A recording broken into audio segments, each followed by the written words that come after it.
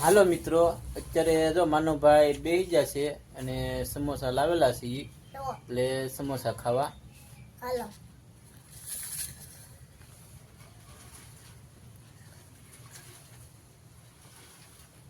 ઓડિયા મચું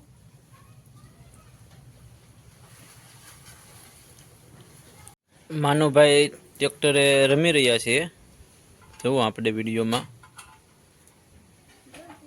પછી એને